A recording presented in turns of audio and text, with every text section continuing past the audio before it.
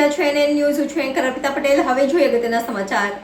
સોનગઢમાં આવેલ દેવજીપુરા પાટડિયા હનુમાન મંદિરે હનુમાનજીમાં જન્મદિવસમાં આજે બપોરે 11 વાગે ભંડારો રાખવામાં આવેલો હતો. તે સાથે અલગ અલગ ગ્રુપના લોકો સેવામાં હાજર રહ્યા હતા. તે ઉપરાંત આજુબાજુના ફળિયાના તથા આવાસમાં રહેતા લોકો અને શ્રી કસ્તુરબા ગાંધી બાલવાટિકા વિદ્યાલય ગુણવત્તાના વિદ્યાર્થીઓ સૌથી મોટી સંખ્યામાં લોકો હાજર રહી શાંતિ જાળવી હનુમાનજીના દર્શન કરી પૂજા અર્ચના કરી પ્રસાદ લીધો હતો. Reporter Bhupendra Patel, NN news, Songadh.